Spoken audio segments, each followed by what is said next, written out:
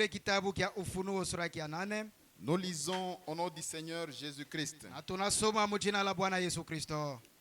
Quand il ouvrit le 7e sceau, Wakati yeye kafungula ile muhuri ya 7, il eut dans le ciel un silence d'environ une demi-heure. kukakuwa ukimya kule kumbinguni kipande kia saa moja, nusu ya saa. Vous pouvez vous asseoir. Unaweza kuikaa. Nous prenons encore Apocalypse 10, 1 à 7. Tunabeba tena Ufunuo 10:1-7. J'ai vu un autre ange puissant qui tenait et qui descendait du ciel, Nikaona tena malaika ule wa nguvu sana aranza shuka mbinguni, enveloppé d'une nuée. Au-dessus de sa tête était l'arc-en-ciel, na juu yake kulikuwa ile uwingu yenye kuwa sawa vile arc-en-ciel, et son visage était comme le soleil, na ile uso wake ilikuwa sawa vile jua, et ses pieds comme des colonnes de feu. na miguu yake sawa vile manguzo la moto. Il tenait dans sa main un petit livre ouvert. Alikuwa mwenye kushika mu mikono yake ka kitabu kadogo kenye kwa wazi, Il posa son pied droit sur la mer et son pied gauche sur la terre. na kaweka mkono yake mkulu yake ya ume pa bahari na ingine ya shoto ule pa bulongo. Il cria d'une voix forte comme rugit un lion. Na akalalamika kwa sauti ya furaha sana sawa vile simba iko na ngoroma. Quand il cria, les 7 tonnerres firent entendre leur voix. Wakati akalalamika ile mamingurumu 7 ikasikia sauti yayo. Quand les 7 tonnerres eurent fait entendre leur voix, j'allais écrire, mais j'entendis du ciel une voix qui disait, celle ce qu'on dit les 7 tonnerres et ne l'écrit pas. Wakati ile mamingurumu 7 ilisikilika nikaanza kuandika, lakini nikasikia sauti yenye kutokea mbinguni ikasema usiandike. Et l'ange que je voyais debout sur la mer et sur la terre leva sa main droite vers le ciel. Na ule malaika niliona akainua mkono yake ya ume akaenda mbinguni, Et jura par celui qui vit au siècle des siècles, na kaapa kule mwenye kuishi bizazi milele na milele, qui a créé le ciel et ce qui s'y trouve, mwenye aliumba mbinguni na yote yenye kuwamo, la terre et ce qui s'y trouve, dunia na yote yenye kuwamo, et la mer et ce qui s'y trouve, qu'il n'y aurait plus de délai, na bahari na yote yenye kuwamo mule ndani. mais qu'au jour de la voix du 7e ange, Sasa kusiku ile lalamiko ya malaika wa 7, quand il sonnerait de la trompette, wakati akapika baragumu yake, le mystère de Dieu s'accomplirait comme il l'a annoncé à ses serviteurs les prophètes. masiri ya Mungu itatimilika sawa vile alitangazia kuba tumishi bake banabii. Amina. Diacre, Shemashi, déjà très tôt comme ça. asubuhi hivi. Que Dieu vous bénisse. Mungu emubariki. Que Dieu vous bénisse. Mungu emubariki. Nous sommes toujours sur notre 7e sceau. Tukupaka kutungo yetu muhuri ya 7. Que Dieu vous bénisse Mungu, de la manière dont je vous vois. Mungu emubariki munamuna ile nikuna miona. C'est que vous êtes déjà quelque part. Nikusema mshafika mkiwango moya hivi. Est-ce qu'il y a les invités? Eti mko bageni? Il y a quelqu'un qui a été invité. Eti kuko kwa mtu mwenyewe barialika. Que Dieu vous bénisse. Mungu Que Dieu vous emubariki. bénisse. Mungu Ah, emubariki. Dieu connaît pourquoi. Mungu alijua Même ni si juu ya vous êtes nini. seul, si vous êtes à Dieu, que Dieu vous bénisse. Hata kama uko moya lakini Mungu Si emubariki. c'était la campagne de guérison Kama ilikuwa ile kampuni ile ya matunzo du corps, ya mwili, vous alliez voir beaucoup. mungeliona batu ba mingi. Mais ici, c'est la campagne de guérison de l'âme. Lakini hapa ni kampuni ya matunzo ya C'est nafsi. pourquoi beaucoup n'ont pas des yeux pour voir. Ndio kwa maana batu bengi abanona macho ndio ya kuona. Voilà, que Dieu bénisse frère Paul Mungu abariki sana ndugu Paulo pour son cantique juu ya mwimbo spécial. yake ya kipekee. Que Dieu bénisse aussi le serviteur Élie. Mungu abariki tena pia mtumishi En Elia. tout cas, ça m'a fait du bien. Mzuri, nilifaa mzuri sana. Ça montre qu'il y a des gens qui sont déjà avancés dans ce Inaonesha mystère. kusema kuko batu basha kusonga sana mwi huduma. Voilà. Ndiyo. Nous voyons maintenant que de tout ce temps, nous voyons le silence d'une demi-heure dans le ciel. Na tuko naona sasa kusema wakati ya hii wakati yote hii tunaona kipande kimoya hivi ya saa muko mukimya sana kule kumbingu. Voilà, c'est le silence que nous avions lu tout ce temps ici. Ni kusema ni ukimya yote ambapo tulisoma Mais wakati. aujourd'hui nous ajoutons Apocalypse 10. Sasa lakini leo tuko naongeza tena Ufunuo 10. C'est toujours la suite du 7e sceau. Mpaka ile yenyewe kufuatia juu ya muri ya 7. Que Dieu vous bénisse, frère. Mungu ambariki ndoko. Vous aviez fouillé, hein? Hapana. Akwanze konekana. Que Dieu vous bénisse. Amen. Voilà. Ndiyo. Vous comprenez maintenant dans l'Apocalypse 10, Mnaelewa sasa kusema mu Ufunuo 10, la Bible dit Biblia que je inasema, vois un autre ange puissant Biblia inasema naona malaika mwingine wa uwezo qui descend du ciel. mwenye eko natoka mbinguni.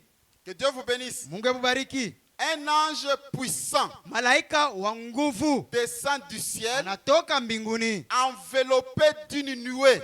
Yule kichwa yake ilikuwa sawa vile ile Non, non. niwe Enveloppé d'une nuée. mwenye kufunikwa na nguzo la wingu. Yeyote Un ange puissant malaika wa qui uwezo descendit du ciel mwenye kutoka mbinguni enveloppé d'une nuée. mwenye kufunika yeyote. Et au-dessus de sa tête était l'arc-en-ciel. Na ile yule ya kichwa yake kulikuwa ile nguzo la wingu. Que Dieu vous bénisse. Mungu amubariki. Et cet ange Na puissant ule malaika wa nguvu n'est rien d'autre que Christ, ana mwingine kama iko Kristo, sous forme du messager de l'alliance. muile umbo ya ule mpasha ujumbe wa Et agano. quand il est descendu, Na wakati aliposhuka, sachez que c'est Christ lui-même qui est descendu. ujueni kusema ni Kristo yeye peke alishuka. En tant qu'ange puissant, Sawa vile malaika wa c'est qu'il uwezo est descendu avec la plénitude de l'alliance. ni kusema alishuka na utele ya ile agano. Parce qu'il s'agit de Christ Juu ni lui-même. Kristo yeye peke. Et quand il descend avec la plénitude de l'alliance, Na wakati anashuka na ile utele wa agano, il est aussi accompagné avec la plénitude de la révélation du sang. eko Oh, tena que Dieu vous mwenye bénisse. kushuka na ile Parce que utele wa ufunuo wa damu. vous gardez encore la conception de votre sang chimique qui était tombé à la croix. Juu mwingariki tena anachunga dhamiri yenu ile damu ilimwangika kumsalaba. Il ne s'agit pas de ce Me sang-là. lakini haiko ile Mais damu. Christ descend avec la révélation du sang Me lakini Kristo eko anashuka na ufunuo wa damu et répandre ce sang dans l'épouse. na kupaza ile damu ile mubibi harusi. En répandant le sang dans l'épouse, Mukusambarisha ile damu mubibi l'épouse harusi. aussi reçoit la plénitude du baptême du Saint-Esprit. Bibi harusi naye kwa napokea ubatizo ya Roho Mtakatifu. Que Dieu soit loué. Mungu apewe sifa. Le baptême du Saint-Esprit, Ile ubatizo wa Roho c'est ça la Mtakatifu vie. jo Et uzima la vie na se uzima trouve dans le sang. iko ndani ya damu. Et c'est Christ Na ni qui Kristo vient répandre le sang dans son épouse jeko anasambarisha damu mubibi harusi pour lui wake donner la vie. juu ya kumkaburia uzima. Et ça, Na ile c'est ça la rédemption. jo ukombozi. Pourquoi? Juu ya nini? Parce qu'il est descendu avec un livre ouvert. Juu alishuka na ile kitabu kenye kuwa wazi. Et c'est ça le titre de propriété incontestable. Na njo ile cheche ya mwenyeji yenye bezi Et kupinganisha. c'est ce qui est très important pour Na nous. njo yenye kuwa ya mafaa kwetu Que shie. Dieu vous bénisse. Mungu amebariki. Pour gagner le temps, Juu ya kukomboa muda. nous allons entrer dans notre matière. Tuko naingia sasa mu mafundisho yetu. Voilà. Ndio. Nous prenons le 7e sceau. Tunabeba Non. muri ya 7. Questions et réponses sur les sceaux. Swali na jibu kuhusu muri ya 7. Nous parlons sur le 7e sceau. Tunasemezea njoo ya muri ya 7. Questions et réponses sur les sceaux, paragraphe 4. Swali na jibu kuhusu muri ya 7 sura yake ya 4. Que dit le prophète? Nabii anasema kunini? Il dit, Anasema, et nous en arrivons maintenant au dernier sceau ce matin. na tunafikia sasa kwa ile muri ya mwisho asubuhi ya leo. Si le Seigneur le veut, Kama tu Bwana Mungu anaitaka. et c'est un sceau très mystérieux. Na ni muri ile yenye kuwa ya mashangaisho.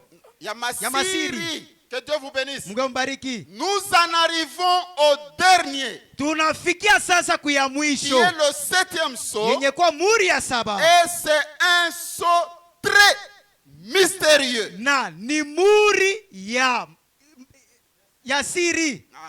Très mystérieux. Ya siri Et kabisa. le prophète dit très, très na nabii anasema ya siri kabisa. Voilà. Ndiyo Un sceau très mystérieux. muri ile ambapo ya siri yenye Parce qu'il n'est même pas mentionné nulle part dans les Écritures. juu hiyo ile ya saba abakuiandike hata fazi moya hivi umandiko. Dans les Écritures, nulle part on a mentionné de ce qui s'est passé dans le 7e sceau. Mumandiko abakuandika fazi hata moya mubile benye kuwa ndani ya muri ya saba. Il n'y a aucun symbole. Hakuna hata symbole moya. Rien sur quoi s'appuyer. Hakuna kitu hata kimoya tunaweza kuangalilia hapo. Voilà. Ndiyo. Aucun symbole. Hakuna hata symbole moya. Rien sur quoi s'appuyer. Hakuna hata kitu kimoya tunaweza kuangalilia C'est hapo. un sceau très mystérieux. Na ni muri ya siri kabisa. Alors que quand le premier sceau était ouvert, Sasa wakati ile muri ya kwanza ilifungua, il y a eu un symbole. kulikuwa alama moya hivi. Une voix dit, Jean vient.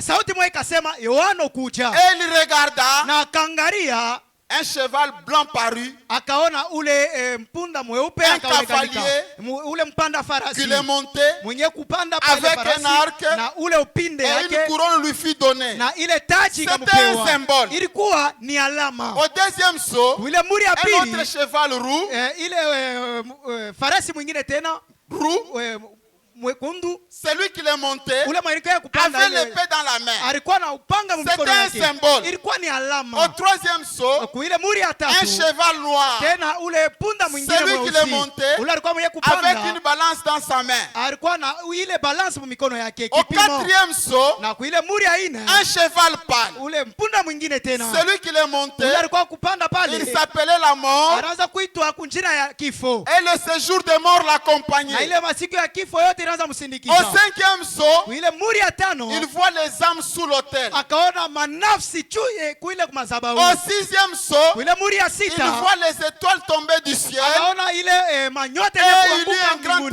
tremblement. na kukakuwa ile La mer kutikisika commençait kwa à disparaître. na mabari ikaanza Mais kupotea. quand on arrive au sixième saut, Wakati wanafika kuile muri ya sita silence, unakuwa Pas ile de ukimya. symbole. Hakuna maalama, rien sur quoi s'appuyer. hakuna kitu hata kimoja tunaweza C'est pourquoi kuangalia. le prophète dit que c'est un saut très mystérieux. Jo, kwa maana nabii anasema ni muri ya masiri. Aucun symbole. Hakuna alama hata moya, Même dans l'écriture, hata ndani ya maandiko rien n'est dit sur cela. hakuna hata andiko moja inasemezea juu ya Très ile. mystérieux. Ni ya siri Et kabisa. le prophète dit, Na nabii anasema il faudra que la révélation de ces sceaux vienne du ciel. inabidi ile ufunuo ya hii siri ya hii ya saba ipate kutoka Il mbinguni. faut que ça vienne directement du ciel. Inabidi ufunuo ipate kutokea yenyewe mbinguni. Que Dieu soit loué. Mungu apewe sifa. Que Dieu soit loué. Mungu apewe Est-ce qu'il y a sifa. les enfants du ciel ici? Eti kuko batoto ba mbinguni Allez-vous hapa. recevoir la révélation du ciel? Eti munataka mupokee ufunuo ya muri ya saba. On y va. Tunaenda. Prenons septième saut. Tubebe muri ya saba. Paragraphe 238 Ubeti yake 238 jusqu'à 241. ina kule ku 241. Il dit, Anasema hivi, remarquez mwangalieni l'ouverture de ce sceau. ufungua kwa hii muri. C'était quelque chose de tellement important Ilikuwa ni kitu kimoja hivi kama mafaa que le ciel a été plongé dans le silence La pendant ambapo- une demi-heure. ile ambapo mbinguni ilikuwa mkimya sana kuile kipande cha saa. À l'ouverture de ce sceau, c'était quelque chose d'important. Kufungua kwa ile muri ilikuwa ni kitu kimoja hivi kama mafaa. Qui a ma foi qui a dit na kio atukiyu. Ce qui est Hakuna important, mais symbole. il n'y a pas de symbole. Hakuna andiko Il n'y a pas yenye les Écritures qui est en train inatufunulia d'appuyer hapana. cela. Mais le prophète dit, Lakini nabii ako à anasema, l'ouverture de ce sceau, anasema mkufungua kwa ile c'est muri quelque chose de très important. ili kitu kimoja hivi kama mafaa kabisa. Le ciel a été plongé dans le silence pendant une demi-heure. Na mbinguni ikakuwa mukimya kipande cha saa. Donc c'est quelque chose d'important, n'est-ce pas? Ni kusema basi ni kitu kimoja hivi kama mafaa, haiko vile. Qu'est-ce que c'est? Ni nini basi? Les cieux ont été plongés dans le silence. Ni nini basi? Mbinguni ilikuwa mukimya. Quelque chose d'important, c'est quoi? Kitu kile kia mafaa ni nini? Le silence. Ukimya. Pas qu'il y ait le silence. Seulement c'est silence. C'est ça quelque chose d'important. Jo kitu kia mafaa. Que Dieu vous bénisse. Mungu ambariki. Les cieux ont été plongés dans le silence. Mbinguni ilikuwa yenye kutumbukizwa mu ukimya. Il n'y a pas eu le moindre mouvement pendant une demi-heure. Akukukua hata kamitikizuka kamoya, kulikuwa tu ni kimya. Or, Japo une demi-heure, kipande kia saa, ce n'est peut-être pas long quand on s'amuse. sema haiko tu ingine wakati beko nacheza tu. Haina mrefu kama ni wakati ya michezo. Mkwata ku masomo. Même si ba mipe tu ata repo ya 30 minutes. Même à l'école si on vous donnait même 3 minutes. minutes. Ba michezo bale batoto ba ku primaire ba. Voilà. Ba paka hapa. Bana sonne paka hapa. Pourquoi? Juu ya nini? Ni juu ya michezo. Voilà. Ça inakuwa kiloko. OK. Ce n'est même pas long quand on s'amuse. Mais quand on est suspendu entre la mort et la vie, ça semble long comme un millénium. Mais lakini wakati tunachiliwa sasa pale pa uzima na kifo inakuwa sasa mrefu sana. Bakubambe tu mkono moye bakufunge uyulu yembelele 30 minutes. Uteyona sana ni mwaka mzima. Voilà. Mais si c'est en s'amusant, c'est trop entre la vie et la mort, c'est comme un millénium. C'est quelque chose de tellement important. Qu'est-ce qui est d'important? Le silence. Il dit quoi? Jésus n'en a jamais fait mention. Yesu ashiandikaka ayasemeaka na ye pala alikuwa pa bulongo. On lui a posé la question sur le 7e sceau. Dis-nous, quel est le signe de ton avènement? Il n'a jamais fait mention de cela. C'est que Jésus aussi avait gardé silence. C'est quelque chose de très important. Jésus n'en a jamais fait mention. Aucun des autres non plus. Hakuna hata prophète moya. Alishaka na yeye kusemea pa mambo ya silence. Il a déjà parlé à ce qui concerne le silence. Jean n'en a pas pu l'écrire. Yohano naye pia ashukwata na ile nguvu ya kuiandika. Silence. Kimya. Ce qui s'est passé, Jean n'a pas écrit. Jésus lui-même n'en a même pas parlé. C'est quelque chose de très important. Non, il lui a été défendu d'écrire ici. Voyez-vous, il y a seulement... Il ne l'a pas écrit. Mais c'est le silence. Il ne l'a pas écrit. C'est le silence. Jésus-Christ lui-même. Lui-même, il est resté calme. Jean le révélateur. Il a voulu décrire. On lui a défendu. Aucun des autres n'en a déjà parlé. Et les 24 anciens qui se tenaient devant Dieu, là en train de jouer de leur harpe, ils se sont arrêtés de jouer de la harpe.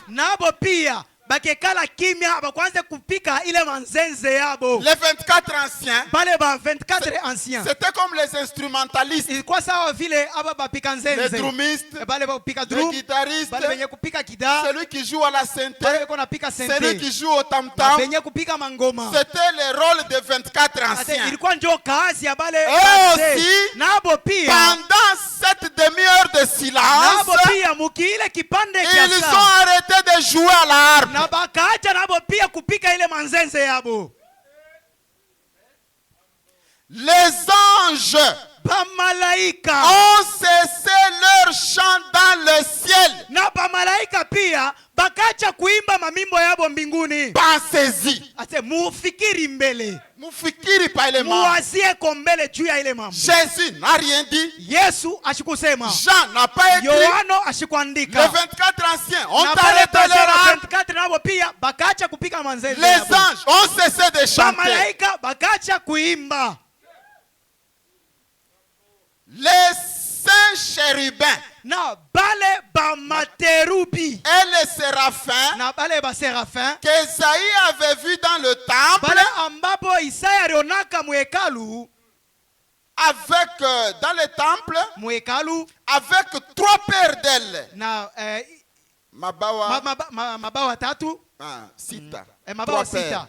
Okay. Mabawa 3 sita. paires d'ailes, Na mabawa sita yabo. 2 pour se couvrir la face, Mbili njuu ya kufunika uso yabo. 2 pour se couvrir les pieds Na mbili njuu ya kufunika et miguu 2 yabo. autres pour voler. Na ingine mbili ya kubasaidia kuruka. Et jour et nuit, Na busiku na mchana. ils sont devant Dieu, Beko mbele ya Mungu. ils chantent Beko naimba. Saint, Saint, Mtakatifu. Saint est le Seigneur Dieu Tout-Puissant. Bwana Mungu wa majeshi. Et même quand ils sont entrés, Na wakati balingia. quand Esaïe les avait vus arriver dans le temple, Wakati Isaya alibaona banaingia muhekalu. les fondements du temple ont tremblé, ont été ébranlés par leur présence. Na ile misingi ya hekalu ikatikizika kupitia uwepo Ces yao. chérubins aussi zèles. Bale ba materubi na mabawa sita. Esaïe les a vus entrer dans le temple. Isaya akabaona À banaingia leur muhekalu. présence, Muepo les tu fondements wabo. du temple ont été ébranlés. Ile ma misingi ya hekalu ikatikizika. Et ces saints séraphins se sont tus. Na bale ba materubi balikuwa pale. Bananyamasha nabo. Nabo pia bakekala Les kimya. 24 anciens Bale bazee ont cessé de jouer la harpe. bakaacha kupika manzenze yabo. Les anges Bamalaika ont cessé de chanter. bakaacha bakekala kimya Les kuimba. chérubins qui disaient Saint, Saint, Saint, Na bameterubi banaanza kusema mtakatifu eux aussi mtakatifu. se sont tus Nabo pia bakekala kimya. pendant une demi-heure. Muile kipande kia saa Une moya. demi-heure de silence. Kipande kia saa moya ya kimya.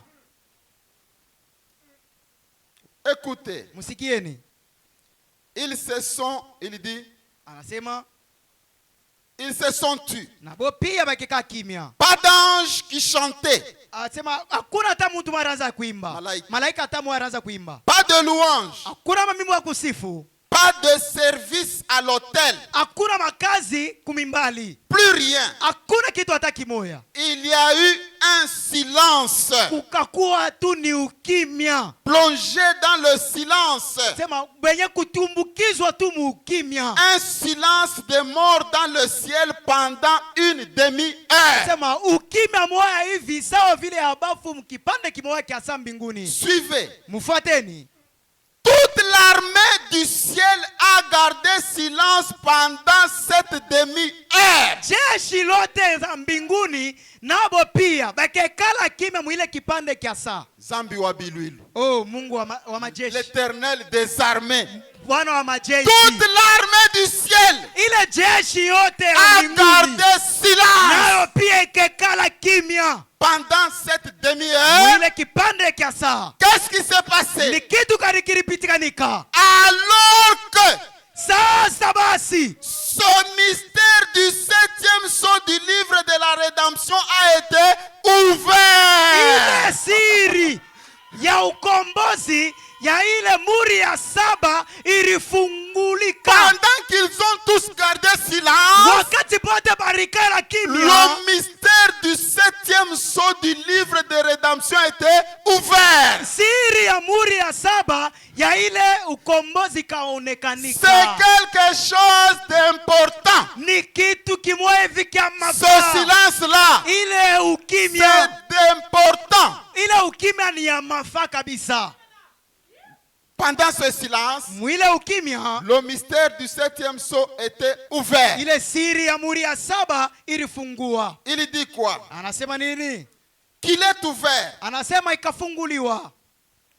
C'est l'agneau qui l'a ouvert. Ni mwana kondo ndio alifungua. Vous savez quoi? Unajua ni nini? Devant cela, Mbele ya ile, devant l'ouverture du mystère du 7e sceau, mbele ya kufungua ile siri ya muri ya 7, ils ont été saisis d'une crainte respectueuse. anasema kukashikwa boka moya hivi ya heshima. Bamalaïka, Tous les anges, Makerubi, tous les les séraphins 24 et anciens, tous les 24 vieillards, pendant l'ouverture du mystère du 7e sceau, mbele ya kufungua ile muri ya 7, ils ont été saisis d'une crainte respectueuse. wote walikuwa wenye kushikwa na ile boka ya ukimya. Oh, c'est ce que je crois. Jo ile naamini Ils ne savaient pas. abakujuaka vile. Na boba malaika bakwaka na jua Et sasa itakuwa les anges ne vile. le savaient pas. Voilà ce qu'il en était. Oneni basi ile ilikuwaka. Ils se sont simplement arrêtés. Botu bakakuwa tu kimya. Banasimama. Bakasimama. Banadikuta obligé Obligé de de s'arrêter. s'arrêter. Juu ya kuchimama tu kuikala kimya. C'est que 7e sceau iko révélé. Ni kusema muri ya 7 iko yenyewe kufunuliwa. Que Dieu vous bénisse. Mungu amubariki. Je vais vous montrer quelque chose. Niko nimeonyesha kitu moja hivi. Sur la terre, Pabulongo dans Matthieu 24, ndani ya Mathayo 24, 36. 36. C'est là que Jésus a gardé silence. Jo pale ambapo Yesu alikaa kimya. Quel est le signe de ton avènement? Ni alama gani ya kuja kwako? Il dit, Akasema, pour ce qui est du jour, ile yenye kwa ya siku c'est la réponse de Jésus. ni jibu ya Yesu. Mais la question était en Matthieu 24, verset 1 jusqu'à 3. Lakini ulizo ilikuwa ni Mathayo 24 Jésus va verset répondre 3. à 36. Na Yesu yuko najibia kule ku 36. Pour ce qui est du jour Ile yenye kuwa yenye kuangalia siku et de l'heure, na wakati personne Hakuna. ne le sait, hakuna mtu ataye anaijua, ni le Fils, wala mtoto ni les anges des cieux, wala malaika ba mbinguni, mais le Père lakini seul. Baba ye C'est peke. pourquoi il a dit ici, Ndio kwa maana anasema hapa il ne le savait pas. Na abakujuaka. bamalaika benye Et bakujuwaka. les anges ne le savaient pas. Ça, c'était Jésus qui a parlé sur le 7e sceau. Ini Yesu ndio alisemezea kuhusu ile muri Après ya cela, 7. les âges de l'église Kisha ile mabizazi ya kanisa ont commencé. ikaanza. Jean s'est retrouvé dans les 7 âges. Yohana akadikuta ndani ya ile mabizazi 7. Ok. Ndio. Il a commencé à l'Apocalypse 1. Akaanza kule ukufunuo yake ya kwanza. Les âges de l'église dans la Bible partent de l'Apocalypse 1 jusqu'à Apocalypse 3. Ufunuo mwanzo 1:3. Ok. Ndio. C'est là qu'il y a les 7 âges de l'église. Ndio pale penye kuwa ile mabizazi 7. Maintenant. Sasa Apocalypse 4. sasa ufunuo 4. Jean est monté au ciel. Yohana akapanda sasa mbinguni. L'enlèvement. Unyanyulo. Type de l'épouse. Mfano Une voix qui lui dit, sauti moja Jean, ikamwambia Yohana, monte ici. panda hapa. Et Jean est monté. Na Yohana akapanda. Il se retrouve au ciel. Anarikuta mbinguni. Et là, Na kule depuis Apocalypse 4 tangia ile ufunuo 4 jusqu'à Apocalypse 8, tina kule kufunuo yake ya 8 c'était au ciel. ilikuwa ni mbinguni. Le silence, Ukimya, ce n'était pas sur la terre. ukimya haikukuwa pa Ce bulongo. silence d'une demi-heure s'est passé au ciel. Ile ukimya ya kipande kiasi ilipitikanika mbinguni.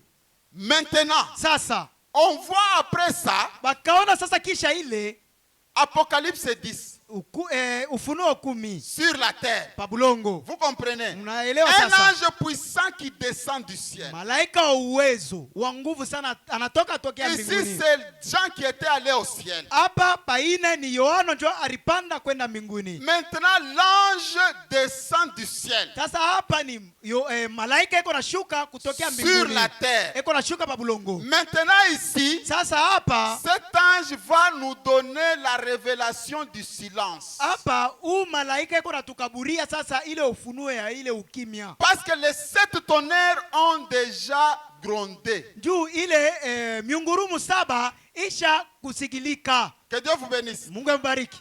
Ici, c'est sur la terre. Hapa ni pa bulongo sasa. Apocalypse 10. Ufunuo 10. C'est où? Ni wapi? C'est sur la Ni terre. pa bulongo. Parce que l'ange a posé son pied Juu. gauche sur la terre Malaika arieka mukulu yake ya ume et son pied droit sur la terre. na ile mukulu yake ya ume pa Et bulongo. quand il a posé son pied sur la terre, Na wakati aritia mukulu yake pa bulongo, il a crié comme un lion. akalalamika sawa vile simba. Que Dieu vous bénisse. Mungu ambariki. Et ce cri-là, Na ile lalamiko c'est le message du roi dans sa plénitude. ni ile ujumbe ya ufalme mutele Et yote. quand ce message est sorti, Na wakati ile ujumbe les ilitoka, 7 tonnerres ont grondé ile miungurumu 7 sur la ikalia terre, pa bulongo, pas au ciel. hapana mbinguni. Et Jean a dit, Na Yohana akasema au jour de la voix du 7e ange, musiku ya ile sauti ya malaika 7, quand le 7e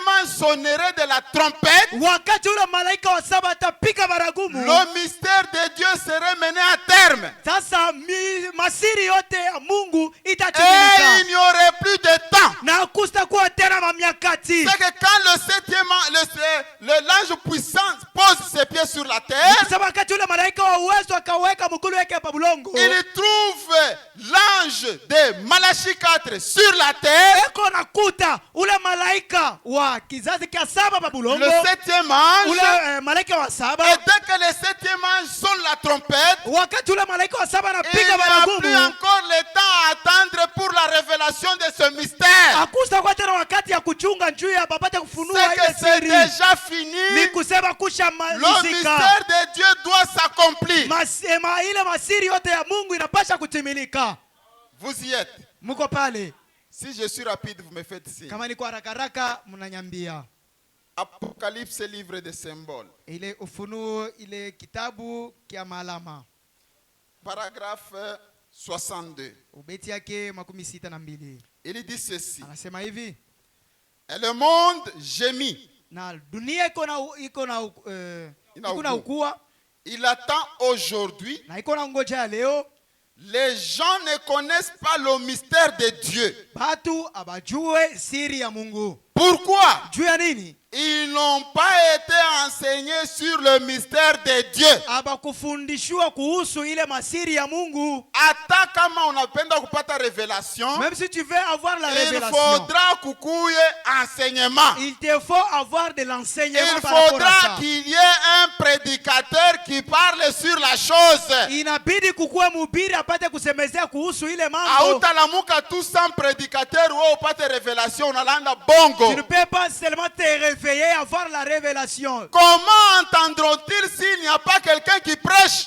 Namuna gani utasikia kama kuna mtu mwenye na hubiri? Même la révélation Hata ufunuo vient sur le fait d'écouter. iko natokea kuhusu wakati kunasikia. Les gens ne connaissent pas le mystère de Dieu Watu abajue masiri ya Mungu parce qu'ils ne sont pas enseignés sur le jubo mystère. abafundishiwe kuhusu ile masiri.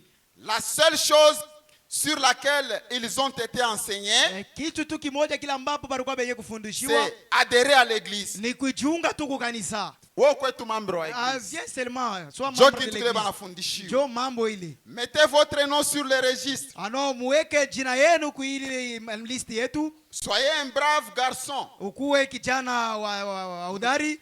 Traitez votre voisin correctement. Na mwanze kuongea na mzuri na jirani Jo wako. bile biote Tu bashafundishiwa. jo ile banabafundisha. Mais Lakini c'est bien. ni mzuri. Vous devez connaître le mystère de Dieu. Munapashwa, munashurutishwa kujua masiri ya Mungu. Obligation. Shurutisho. Vous devez connaître le mystère de Dieu. Munapasha wala munashurutisha kujua ile masiri ya Mungu. Personne ne peut vous le révéler révélé sinon c'est lui qui tient le livre. Hakuna mtu hata mmoja anaweza kuimifunuliwa nayo kama haiko tu ule mwenye kushika kile kitabu. Voilà. Ndio. Qui tient le livre? Nani mwenyewe anashika L'ange kitabu? puissant. Malaika wa uwezo. C'est celui qui va vous révéler le Na mystère. Jola atamifunuliwa ile masiri. Mais pour avoir la révélation, Cho kupata il ufunuo faut qu'il y ait quelqu'un qui prêche. inabidi kukue mtu mwenye kuihubiri. Que Dieu vous bénisse. Mungu ambariki. Est-ce qu'on y va? Tuko naenda. Allons-y. Twendeni. Nous prenons question et réponse numéro 2. Tabeba swali na najibu kipande cha pili. Paragraphe 15. Beti yake 15. Je vais au milieu là-bas. Naenda pale pakatikati. Qu'est-ce qu'il dit? Nasema nini? Si vous croyez que je suis ce que vous dites, Kama mnaaminia kusema niko kile moyo Mungu nasema, un serviteur de Dieu, mtumishi wa Mungu, un prophète, nabii, écoutez ce que je vous dis. musikieni kile niko naniambia. Si tous nous croyons que Branham c'est un serviteur Kama de Dieu, sisi wote tunaaminia kusema tuko Branham ni mtumishi wa Mungu, un prophète, ni nabii, écoutons ce qu'il dit. sasa tumshikieni bila yako nasema. Voyez-vous, Mnaoneni? il se peut que vous ne le compreniez pas. Haiko sawa vile amuielewe.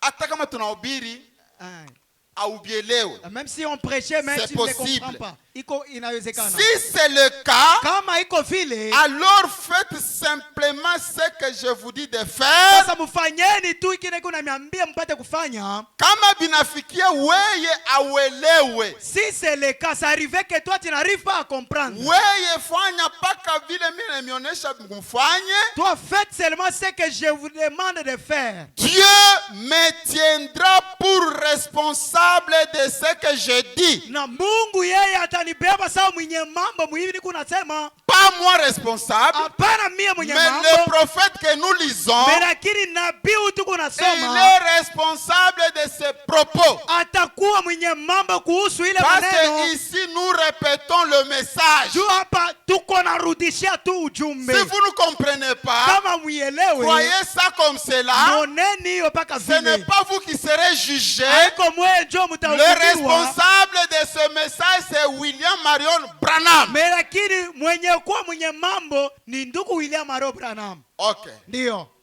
Tuingie. Ok, entrons maintenant. Tayari. Vous êtes prêts? Twende sasa. Maintenant, entrons dans la chose. Tunapenda tuye ma mystère. Vous voulez connaître le mystère? Pendant ce silence, Wakati ya ile ukimya, alors que le mystère du 7e sceau était ouvert. sasa pale masiri ya muri ya saba ikaweka Maintenant iwazi. tunapenda tuiyo. Sasa nous voulons maintenant connaître ça. C'est quoi? Ni nini? Nous prenons 7e sceau. Tunabeba muri ya saba. Paragraphe 248. Beti yake 248.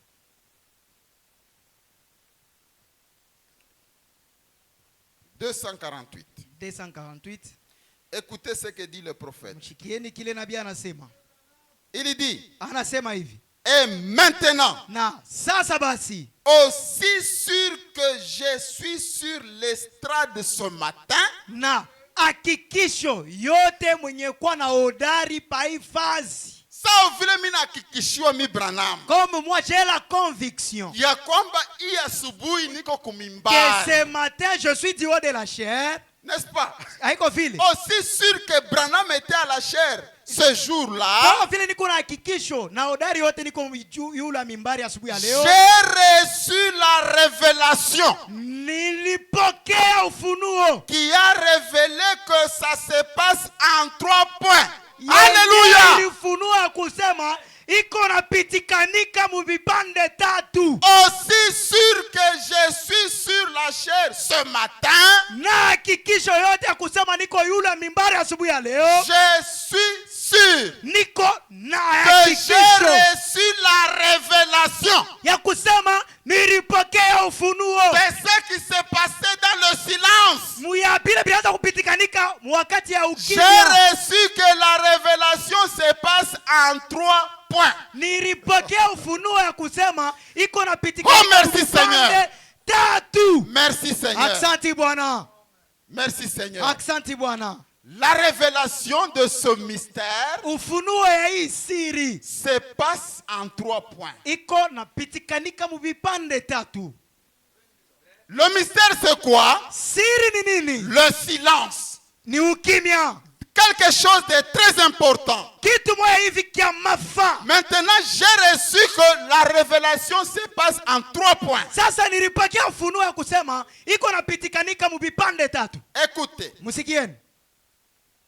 Il dit, Akasema, et na je vais vous parler avec l'aide de Dieu d'un point de cela. asema tamisemezea na ile msaada ya Mungu mwile nuta moya kwa kuhusu ile mambo. Niko na mionyesha mbele nukta moya ya ile ufunuo. Je suis en train d'abord de vous montrer le premier point.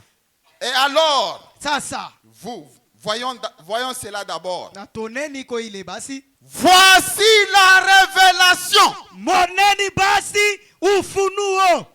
Est-ce que vous êtes prêts Eti mko tayari pour suivre la révélation? jua kufuata ufunuo? Voici la révélation. Moneni basi ufunuo. Pour entamer ce que je veux dire, Juu ya kukamata kile napenda kusema. de quoi il s'agit? Ni nini basi yenye kuwa mule? Ce qui arrive, Kenye kiko nafikia, ce qui arrive kile kiko nafata est que ni voici la révélation. moneni ufunuo. Ce qui arrive, Kenye kiko nakuja c'est que ni c'est cette tonnerre ile mungurumo saba qu'il a entendu tonner yenye ilisikia inalalamika et qui lui a été défendu d'écrire. na bari mkatazwaka kuiandika. C'est ça le mystère. Josiri, Voici la révélation. moneni ufunuo. C'est cette tonnerre qu'il a entendu tonner Ile mungurumo saba ilisikia inasikia sauti et qui lui a été défendu d'écrire. na bara mkataza kuiandika. C'est ça le mystère. Josiri, Shangasema, voici la révélation. asema moneni ufunuo. Munaishikia. Est-ce que vous avez entendu? Shiki. Anasema les 7 tonnerres. Muri ya saba. C'est ça le mystère. Josiri. Et il dit encore, Na anasema tena, ce mystère ile siri repose derrière ces 7 tonnerres consécutifs qui ont grondé, et Branham donne plusieurs coups sur la chair. Ce mystère masiri repose derrière les 7 mystères qui ont grondé. inekaria yulu nyuma ya ile mingurumo saba iriria. Shikia bintu. Hein? Voici le mystère. Moneni siri. La révélation. Ufunuo. La première révélation. Nuta ya kwanza. Ce sont les 7 tonnerres Ni ile mingurumo saba qui ont grondé, yenyewe iliongoloma, qui ont été défendus à Jean d'écrire. ile ambapo alimkatwaza Yohana apate kuandika. Et il dit encore, Na akasema tena, ce mystère ile siri repose iko nekaria derrière nyuma kumukongo, ces 7 tonnerres. kumukongo ya ile mingurumu saba. Le grand mystère des mystères. Shinjori frère Arimba. Ah. Le 7e saut, Le septième, c'est un mystère. ni siri. Un mystère Siri des mystères. ya masiri. Parce qu'on n'a mis pas révélation, Parce qu'il nous a donné la mais ça révélation. reste toujours un mystère. Inabakia tu paka siri. Tout à bijou. Ah. Je suis tout quoi épouse. Nous sommes l'épouse. Jean, Yohan, qui était le type de l'épouse, ule alikuwa mfano ya bibi harusi. anebishiki. Lui il a écouté Aseme l'ensemble. bien dit que Il a voulu décrire. Acha. On lui a défendu. ça c'est mi épouse de l'autre. Alors moi épouse, Hein? je vais manquer de comprendre. Le mystère Siri repose derrière ces 7 tonnerres. inekaria kumukongo hii mamingurumo saba. Je vous pose la question. Kuna miuliza ulizo. Les 7 tonnerres sont-ils écrits ou ce n'est pas écrit? Ile mamingurumo saba eti basha yaandika wala haiko ya kuandikiwa. Kubadada. Badada C'est écrit ou ce n'est pas écrit? basha yaandika wala haiko ya Hakuna réponse. kuandikiwa. Aina yenye kuandikiwa ni ya kuandikiwa, ni ya kuandikiwa, ni ya show kuandikiwa, ni ya show kuandikiwa. Mungu imbariki. Que Dieu vous bénisse. Tuendelee. Okay, Prenez-nous avançons. Apocalypse 5, Tubebeni Ufunuo sura ya 5. verset 1. Kumwanzo tunaanzia kumwanzo. 5 verset 1. Tano. Tuyue sasa cette tonnerre ni ya kuandikiwa ni ya sho kuandikiwa. Okay. Parce que njoo kuko mystère kule. C'est là où il y a le mystère. Puis je vis dans la main droite de celui qui était assis sur le trône Na kisha nikaona mumikono ya ume kwa ule mwenye alikuwa mwenye kuikala ku kiti cha enzi. un livre écrit en dedans et en dehors, Kile kitabu kilikuwa kenye kuandikiwa ndani na nje. scellé de 7 sceaux. Kenye Que Dieu vous kuchapiwa bénisse. muri 7. Jean dit, c'est fini Na papa. Yohana akasema, J'ai vu dans la main de celui qui était assis sur le trône nikaona mumukono ya ule mwenye kwa kuikala pa kiti cha enzi un livre kitabu écrit en dedans kenye kuandika ndani et au dehors. na nje. Si munashikia. Maintenant nous prenons monsieur, c'est le signe de la fin. Beba mwananchi eti ni wakati ya mwisho. Paragraphe 112. Beti yake 112. Le prophète dit ceci. Nabii anasema hivi. Eh bien, Na mzuri. vous vous souvenez lorsque cela a été dit, Mnakumbukeni wakati ile ilisemezwaka les anges de l'église, ile mabizazi ya kanisa. anges. Ba malaika wa kanisa. Or, ceci va s'imbriquer parfaitement avec les 7 sceaux, Japo Tapatana, hii itapatana pamoja na ile muri ya 7. dont nous allons venir parler. Ile ambapo tutakuja na tusemezee. Les 7 sceaux dont nous allons essayer de parler Ile muri ya 7 ile ambapo tuko na jaribu kupima kusema sont les 7 sceaux du livre. iko ile miuri 7 ya kitabu. Les 7 sceaux dont nous allons essayer de parler Ile muri 7 ile ambapo tuko na jaribu kupima kusema sont les 7 sceaux écrits. ni miuri 7 yenye kuandikiwa. Shinjoe tunahubiri. C'est ce qu'on est en train de prêcher. Les 7 sceaux Ile miuri 7 que nous prêchons, ile ambapo tuko na ubiri. ce sont les 7 sceaux écrits. Njoo ile miuri 7 yenye kuandikiwa. Voilà. Et Na ces 7 sceaux, ile miuri 7 comme vous le savez, sawa vile mnaijua sont simplement la manifestation de cet ange de cette église. iko tu konekanika ya bale ba malaika ba ile kanisa. Bale baritoka mu éternité. Oui, bale baritoka mu. Les 7 anges qui venaient de l'éternité. Bale ba malaika baranza tokea kule. Leur manifestation, konekanika kwabo. c'est ça le 7 sceaux. Njoo muri ya 7. Miuri Miuri saba. 7. Il dit. Anasema. Mais Lakini il y a 7 autres sceaux qui sont au dos du livre. kuko tena miuri 7 ingine yenye kuwa mkongo ya kitabu. C'est en dehors de la Bible. Asema iko nje ya Biblia. Hein? Muko tayari? Est-ce que vous êtes prêts? Les 7 sceaux que je vais essayer de vous parler Ile miuri 7 miko na jaribu kupima kumwambia sont écrits dans le livre. iko yenye kuandika mukitabu. Mais Lakini il y a 7 autres sceaux kuko tena miuri 7 ingine qui sont au dos du livre, yenye kuwa mumukongo ya kitabu. en dehors de la Bible. Iko nje ya Biblia. Remarquez, Mwangalieni, nous allons y arriver dans un moment. tutafikia hapo mwakati mwa hivi. Maso 7 ya mukitabu 7 na 7 ya na inji. 7 ya nje. 7 7 ya ndani. 7. Sasa ni nini? Ni mambo gani? Tuko na prophète. Ah, Hatutangaika. 155, 156 même message. ujumbe moja 156 156. Ok. Ndio. 155, 156. 155 156. Il dit, Anasema hivi. il y a donc quelque chose d'écrit à l'intérieur du livre. Kuko basi kitu mwa hivi kwa kuandikiwa ndani ya kitabu. Mais au dehors, Sasa nje ya kitabu, au dos de ce livre, mkongo wa hiki kitabu se trouvent 7 sceaux qui n'étaient pas écrits dans le livre. muko sasa ile miuri 7 ila bakuandika mukitabu.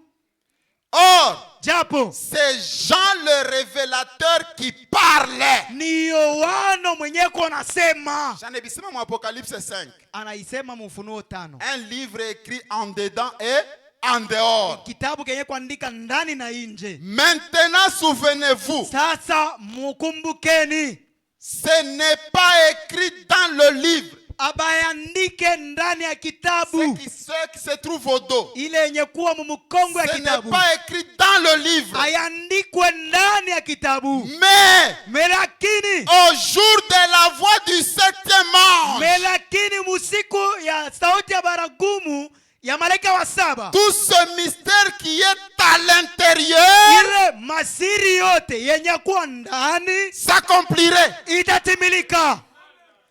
Il y a les 7 sceaux qui sont au dos du livre. Kuko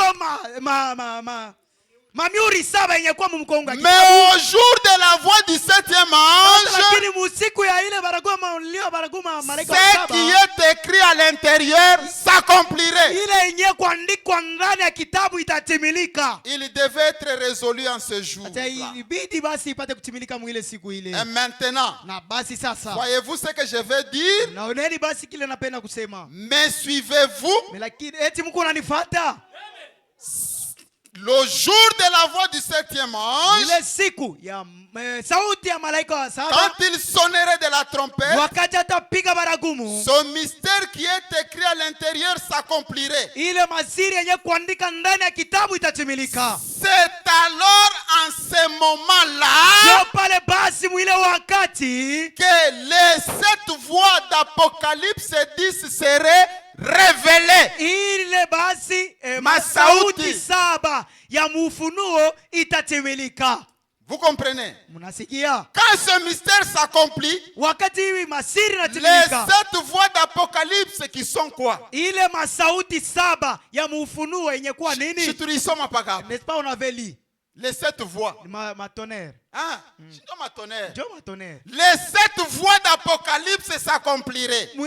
Ile masauti 7 ya Ufunuo itatimilika. Ou soit révélées. Wala inatimilika. Lorsque le livre est fini, Wakati kitabu kinamalizika, il ne reste qu'une chose. kuna baki basi paka kitu moja. Il ne reste qu'une chose. Akubakia kitu hata kimoja. Kuna bakia paka kitu kimoja. Voilà.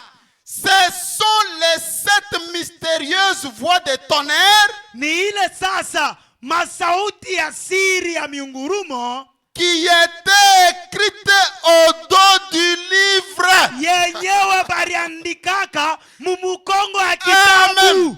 Amen. Amina. Jean, Yohano, n'écris pas. ushandike. Tunaangalia mu kitabu Nous avons vérifié vile dans le matoneri livre lisema tout ce que les tonnerres ont parlé. atuione. On n'a pas vu cela. Mungu mwenyewe Dieu lui-même, anaenda kubiandika il au a dos du écrit, livre. il a écrit en dehors du livre, au dos du livre. Est-ce que vous comprenez? Eti mnasikia? Ce sont les 7 mystérieuses voix de tonnerre, Jo ile masiri, masauti ya miungurumo, les 7 voix d'Apocalypse 10. ile masauti 7 ya Ufunuo 10. Ce sont les 7 mystérieuses voix de tonnerre Jo ile masauti 7 ya siri ya Ufunuo qui étaient écrites au dos du livre. ile ilikuwa mbapo yenye kuandikiwa mumukongo ya kitabu. Écrites au dos du livre. Yenye kuandikwa mumukongo ya kitabu. Écrites au dos du livre. Yenye kuandikwa mumukongo ya kitabu. Que Jean eut l'interdiction d'écrire. Ile ambapo Yohano bari mukataza kuiandika. Les 7 tonnerres sont écrits ou ce n'est pas écrit? Ile mamingurumo 7 basi ayandika wala haiko ya C'est kuandika. écrit ou ce n'est pas écrit? Basi ayandika wala haiko ya kuandika. Où? Wapi?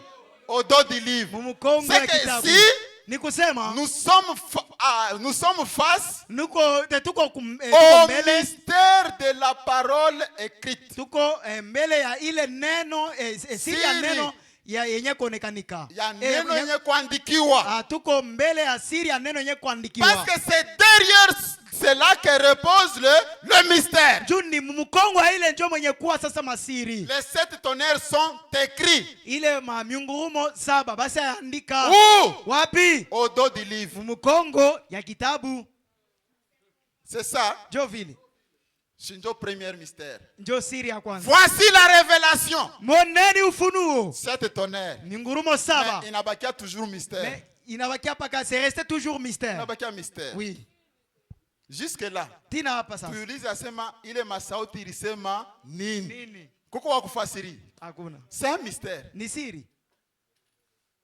Parce qu'il dit Anasema au jour de la voix du 7e ange, usiku ya ile sauti ya malaika wa saba. c'est alors que les 7 voix d'Apocalypse 10 seraient révélées. Ndio pale ambapo ile masauti saba ya Ufunuo 10 itatimilika. Tunashimamia mbele pale. Nous nous arrêtons d'abord par là. Ni mambo tena munene. Tukianze hapa tutaiona. Hatutaacha kintu. Okay. Hein? Hatutaacha kintu. Nous allons tout parler. Nous avons les prophètes. Tuko na nabii. J'ai reçu la révélation. Nipokea ile ufunuo. C'était donné en 3 phases. Bari mupatisha ile ufunuo mu vipande tatu. En 3 points. Mu manuta tatu. Quel est le deuxième point? Sasa nuta ya pili ni nini? Vous avez besoin de le connaître. Mukona lazima mpate kuijua. Le deuxième point du mystère. Nuta ya pili ya siri. Écoutez. Musigieni. Inabakia mystère na yo paka vile. C'est resté toujours mystère. Mungu atatusaidia tutaivumbula paka. Dieu va nous aider, nous allons vraiment découvrir. Neacha pour que ushikie hamu ya kuya mkatikati ya jumu. Voilà. Kama unapenda uiue, wanze kuya mkatikati ya jumu. Écoutez, quel est le deuxième mystère? Siri ya pili ni nini? Le deuxième mystère, il dit quoi? Siri ya pili nasema nini? 7e saut, paragraphe 404. Muri ya saba, ubeti yake 404. Maintenant, Sasa, les 3e sont venus de l'ouest. Sasa, Batatu bakatoka kule ku ouest. Bale ni materubi. Ni ba malaika. Ba malaika. Kurkuya ile bale barikuwa ba kwanza des petites colombes, okay. Des petites colombes, première vague, deuxième vague. Maintenant batatu c'était les anges qui étaient venus de l'ouest. OK. Dio. Ils sont venus à une vitesse vertigineuse. Et ils m'ont emporté avec eux. Par quoi nakuya bananibeba bananipeleka na bomule mule yulu. Et ils m'ont amené ensemble avec moi. C'était de revenir à l'est. Avec le mystère de ces 7 sceaux. Précisément comme ce qui avait été dit dans le songe de Junior Jackson. Je pense que ceux qui ont été avec nous depuis le début, ils comprennent comment les histoires s'emboîtent. Les anges sont venus. Ils m'ont pris avec eux. Ils venaient de l'ouest. Ceux qui ont les songes savent ça. Que le Seigneur, selon les songes de Junior Jackson, que le Seigneur m'avait permis d'interpréter pour lui là. Il m'avait permis. Voilà. Junior Jackson avait dit quoi? Dans son songe. Ce songe-là, c'est ce qui se passe ici. Il dit, Frère Branham, nous étions là, en train de monter la colline.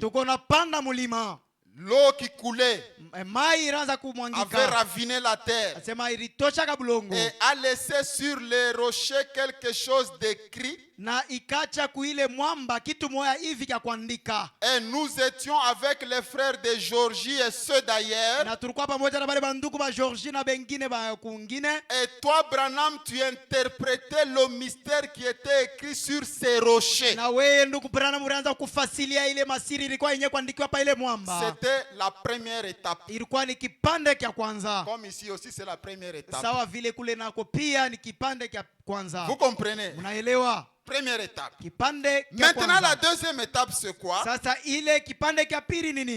Que que le Seigneur m'avait permis d'interpréter pour lui là. ile ambapo Bwana Mungu aliniruhusu nipate kumfasilia nayo. À l'intérieur de cette pyramide, Asa ndani ya ile piramide il y avait de la pierre blanche qui n'avait rien d'écrit. asema kulikuwa majiwe mweupe, riwe mweupe ile haikukwela mwandiko. Après avoir interprété, Kisha ye kufasilia, Frère Branham a enlevé le capuchon ndugu Branham katosha ile capuchon de la colline. ile ya mulima, Et à l'intérieur, ils ont vu une pierre blanche na mule ndani bakaona muribwe qui a mweupe existé depuis avant la fondation du monde, ile ambapo ilikuwa pale kabla dunia ikuwe, sur laquelle une lumière n'a jamais brillé. ile ambapo nuru mwangaza hata moya Il n'y ile avait rien d'écrit. asema murikuwa tu wazi amukwe abakwandike mu kitu hata Et kimoja. c'est ça la deuxième phase du 7e sceau. Asema njo ile kipande kia pili njuu ya ile muri ya 7, Roc blanc. ile ribwe mweupe. Voilà. Première étape, 7 tonnerres. Kipande kia kwanza mingurumo 7. Deuxième étape, roc blanc. Kipande kia pili ile ribwe mweupe. Deuxième étape.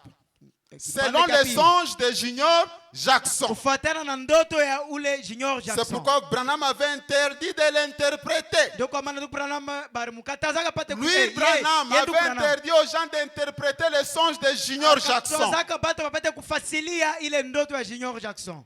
À l'intérieur de la pyramide, il y avait une pierre blanche qui n'avait rien d'écrit dessus. Ndani ya ile piramidi mlikuwa ribwe mweupe, haikukuwa na miandiko ndani. C'est pour cette raison qu'il m'a fallu aller à l'ouest Ndio ile sababu ya ile iliniruhusu nipate kwenda kule west pour faire le contact avec le message de ces anges, tunipate kupatana pamoja na ile ujumbe ya bale ba malaika, de revenir ici révéler cela à l'église. bapate kurudi hapa, bapate kuifunua kukanisa. Vous vous souvenez, Munakumbukeni j'avais dit que les choses allaient se passer ensuite.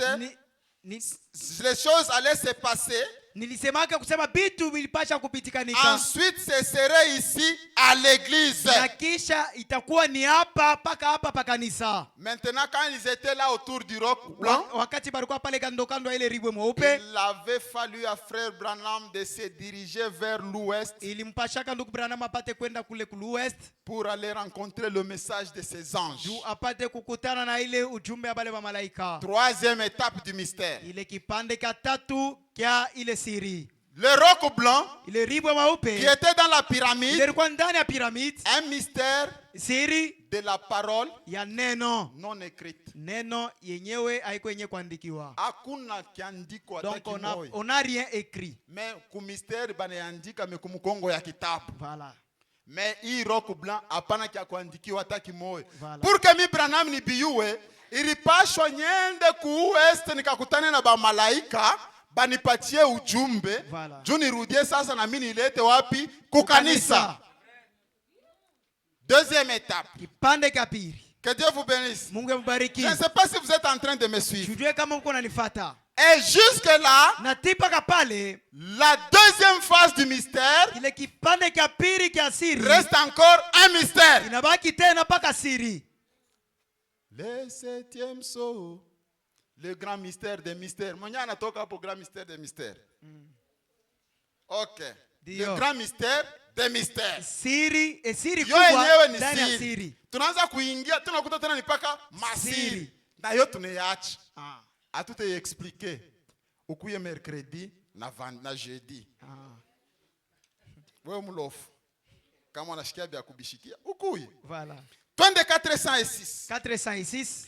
Et vous vous souvenez, Na munakumbukeni. c'est à l'intérieur de la pyramide que se trouvait le mystérieux roc blanc qui n'avait rien d'écrit dessus. Ndani ya ile piramidi jo mlikuwa ile ribwe mweupe yenyewe ilikuwa bila kuandika kitu hata kimoja. Et les anges m'ont fait entrer dans la pyramide qu'eux-mêmes avaient formée. Na bamalaika wakanifanya nipate kuingia ndani ya ile piramidi. Les mystères de Dieu qui ne sont connus qu'à eux Na ile masiri ya Mungu yenyewe kujulikana tu kwa abo babale bamalaika. Et donc, eux, c'étaient les messagers qui étaient venus interpréter cette pyramide. Bo basi walikuwa ni wapasha ujumbe, walikuwa kufasilia ile piramide. Ces anges-là, Pale wa malaika c'était les messagers qui étaient venus interpréter cette pyramide. ilikuwa ni wapasha ujumbe ndio walikuwa kupata kufasilia ile piramide. Où ce message du secret de ces 7 sceaux, Ile ambapo ujumbe ya siri ya ile muri wa saba. Muri Saba, Muri saba qui repose à l'intérieur de la pyramide. yenye kuikala ndani ya piramide. Secret ile ma mystère.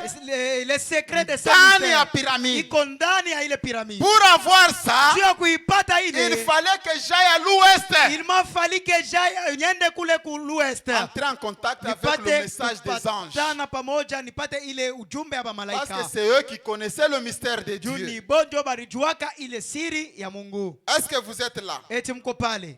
Jusque-là, ça reste un mystère. Tipaka pale inabaki tena paka Mais, siri. kwa hii ya tatu, Ici sur le troisième point. shitaifuchika. Ah, je vais révéler. Hii tutaisema. Et nous allons Juu parler de vile cela. unakuya usirudie na hamu. Voilà. Comme tu es venu, il a fallu que tu ne puisses pas Juu rentrer avec la peut-être soif. mercredi utalofu. Peut-être que le mercredi Il y a tu seras tatu. absent. Mais ici au troisième point, Tuko naisema. nous allons parler. Écoutez, Musikieni. est-ce que vous êtes prêts? Eti mko pale tayari? Vous voulez connaître le troisième? Mnajua mnapenda kujua ile ya tatu. Nous prenons 7e saut. Tunabeba muri ya saba. Si unashikia bintu hivi biko mystère par mystère, mystère par mystère, mystère par mystère. 7e saut, paragraphe 300. Muri ya saba ubeti yake 300. Il dit quoi? Nasema nini? Je suis là. Niko pale. Et Na il y a 3 grandes choses qui vont avec. kuko bitu kubwa sana biko nenda pamoja. 3 grandes choses Bitu tatu bikubwa sana biko nenda pamoja. qui vont avec. Biko nenda pamoja. Avec quoi? Na nini? Le mystère du Biko 7e nenda saut. pamoja na ile siri ya muri ya saba. L'une d'elles a été dévoilée aujourd'hui ou hier. Moja katikati ya ile tatu ilifunuliwa jana wasla leo. L'autre a été dévoilée aujourd'hui. Ingine leo. Or sheshi tunabitosha byote leo. Ah, Bipande mbiri. pande mbili. Kimoya, Le premier Branham point, a qui révélé jour avant. Frère Branham a révélé ça avant. Kingine na qui révélé le chic. Et l'autre là, il a révélé Maintenant encore. il dit quoi? Anasema tena. Anasema nini tena? Écoutez. Msikieni. L'autre a été révélé aujourd'hui. Ingine ilifunuliwa leo. Et Na ni kiangapi? kia tatu. Et Na il y a une chose que je ne peux pas interpréter. kuko kitu moja hivi kenye siwezi kufasilia. Parce que c'est dans une langue inconnue. Juu ni musauti yenyewe muruga ile sijue. Kia kwanza mili mifunulia kyo jana. La première des choses, dans le premier point, je vous ai révélé ça. Kia pili mina mifunulia kyo leo. Le deuxième point, je vous ai encore révélé Na ça aujourd'hui. kuko kingine kile mishitaweza Et il y kutafsiri. a encore le troisième point que je ne peux pas interpréter. Parce que c'est dans une langue inconnue. Juu kiko muruga yenyewe haijulikane. Mais Lakini j'étais là. lakini nilikuwa hapo. J'ai vu cela devant mes yeux. Niliona ile mbele na macho yangu. Hein? Oh. Je ne peux pas interpréter Nisiwezi kuifasilia. dans une langue inconnue. Mwile lugha C'est yenye pourquoi je ne peux haijulikane. pas Kwa l'interpréter. maana siwezi kuifasilia. Mais lakini J'étais là. nilikuwa hapo. J'ai vu cela devant mes yeux. Niliona ile mbele ya macho yangu. Branham a vu cela Tuku devant Branham ses yeux. aliona hayo na macho Et yake. c'est Na quoi? ni nini? Eh, Na c'est le troisième poule qui approche. ni kile kipande kia tatu kiko na karibia. C'est le troisième poule Ni kipande kia tatu qui approche. kenye kiko na karibia. Troisième poule. Kipande kia tatu. Troisième partie du mystère. Kipande kia tatu kia huduma. Aïe, aïe, aïe, aïe. Oh là là. Message comme mzuri. Le message est bon. Dukurinifurahisha sana. Mwimbo rimba ile, en tout cas, c'était très bien. Ilikuwa ni mzuri sana.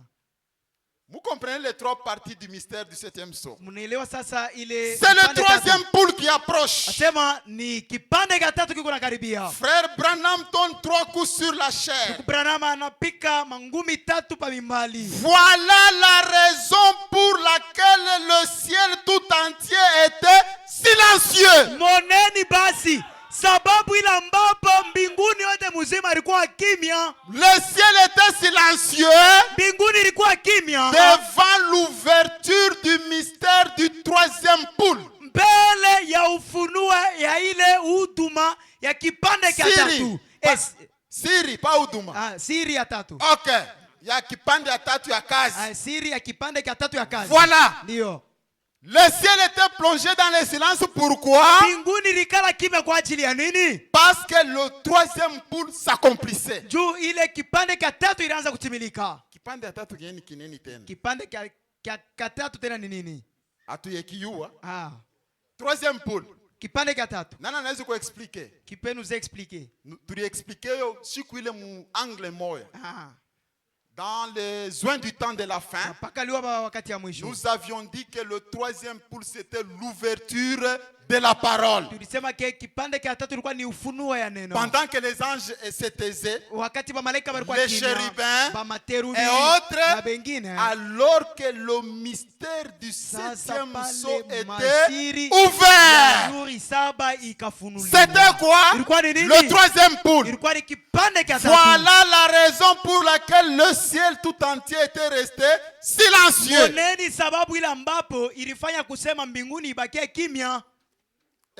Troisième poule.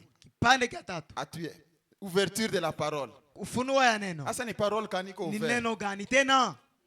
Jusque là, ouverture de la parole. Ouverture de la parole. Tushikie troisième poule. Écoutons vraiment le troisième poule. Est-ce que vous avez besoin de chiquer? Est-ce que vous voulez entendre ça? 391, même message. Il dit quoi? Bon, maintenant, est-ce que vous remarquez? À l'ouverture de ce septième sceau, voilà qu'il y a aussi 3 mystères. L'un dont j'ai parlé, point, je parlerai, et dont j'ai parlé, c'est le mystère des 7 tonnerres.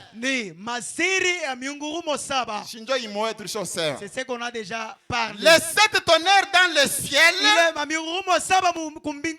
vont dévoiler ce mystère. 7 tonnerres.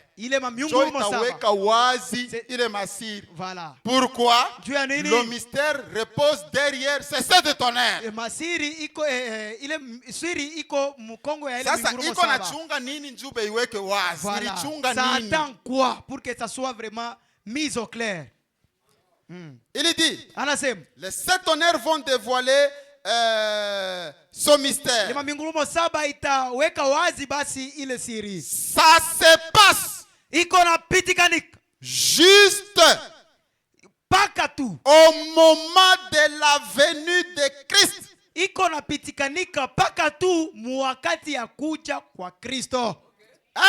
Hein? Est-ce que vous suivez? Ces mystères vont dévoiler le mystère. Et c'est 7 tonnerres. Les 7 tonnerres vont dévoiler ce mystère. Ça se passe juste au moment de la venue de Christ. Kuja kunyanyula. Hein? Njo pale bale banasema non venir de Christ pale atakuya kuenlever njo pale penye pale batafungula. Frère, beko ne milanda 7e sceau itakuwa révélé tu ni pale Yesu anakuya. Tunenda bana bifunula mule yulu.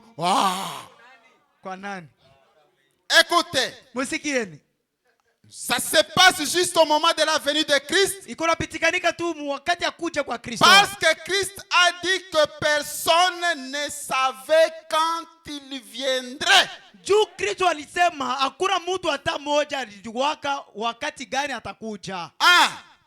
Vous écoutez. Quel est le signe de ton avènement? Alama gani ya kuja kwako ni gani? Personne ne le sait. Hakuna mtu hata mmoja Ni anaijua. les anges des cieux, Wala malaika wa ni mbinguni, le fils. wala mwana. Personne ne sait. Hakuna mtu hata mmoja Le anaijua. mystère c'est quoi? Masiri ni nini? La venue de Christ. Kuja kwa Kristo. Personne ne sait Hakuna mtu hata mmoja quand anajua il viendrait. wakati gani atakuja. Joe 3e Paul. Jo kipande kia tatu. La venue de Jésus. Kuja kwa Yesu. C'est que Ni kusema il m'a mystère. tout ce mystère Pour que quoi révéler, pour que ça soit révélé, il faut 3e mystère. il a fallu que ce troisième mystère, Itimili que yo ya kwanza. premièrement que ça puisse un peu accomplir. Parce que c'est lui qui viendra révéler les 7 tonnerres. Ule atakuwa kufunua ile maminguru C'est saba. lui qui viendra révéler le roc blanc. Ule mwenye atakuwa kufunua ile ribwe C'est mweupe Jésus. ni Yesu Kristo. Sa venue, Kuja c'est kwake un mystère ni siri. que nous appelons le 3e Ile poule. tunaita kipande kia tatu. On saura ça Tutaijua lorsque Christ va venir. wakati Kristo atakuja. La venue de Jésus. Kuja kwa Yesu. 3e poule, c'est la venue de Jésus. Kipande kia tatu ni kuja kwa Yesu. La venue où? Kuja wapi? Ah. Où? Wapi? Dans les airs. Mwewa. Écoutez. Msikieni. 399. 399. Et ici, Na hapa quand le 7e sceau, wakati muhuri ya saba, quand il l'a ouvert, wakati alifungua, il a encore omis cela. akaiacha tena. Akaisabu. Donc akayaacha mpaka vile unasema. Anafunula ya Anafungula ya kwanza, ya pili, ya sita, sita, kufika po ya 7 anayaacha.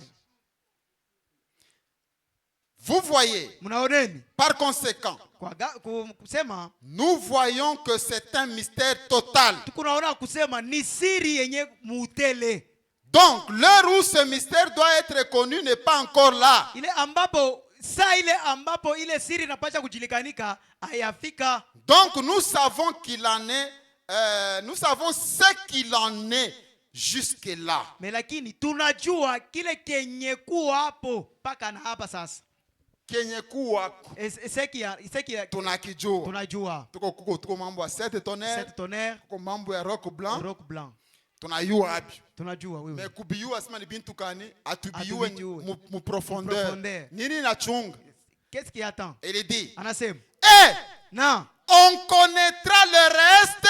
Tutavumbula ile nabaki À peu près au moment où Jésus apparaîtra sur terre de nouveau. Sema karibu pale ambapo Yesu Kristo ataonekanika kwa jipya tena hapa dunia. Voilà. Dieu a kuyua 7 tonnerres ni nini? Pour connaître que les 7 tonnerres c'est quoi? Roc blanc ni nini? Ile ribwe mweupe ni nini? On le saura quand Jésus apparaîtra de nouveau sur terre. Tutaijua wakati Yesu Kristo ataonekanika tena jipya hapa bulongo. Enlèvement n'est pas bulongo. L'enlèvement, est-ce que c'est sur cette terre? La venue sur la terre, c'est l'enlèvement. Kuja hapa bulongo eti ni unyanyulo. C'est que nous, on n'a pas besoin d'attendre l'enlèvement pour connaître ça. Kusema shi hatuwezi kuchunga unyanyulo ndio tuijue. On connaîtra le reste Tutajua ile nabaki au moment où Jésus apparaîtra de nouveau sur terre pour chercher son épouse. Tutaijua wakati pale Yesu Kristo atakuja jipya hapa bulongo jua kutafuta bibi harusi wake. Il viendra faire quoi? Atakuja kufanya nini? Chercher. Kutafuta.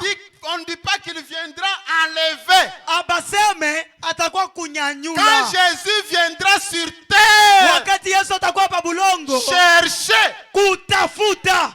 Faire quoi? Kufanya nini? Chercher. Kutafuta. Qui?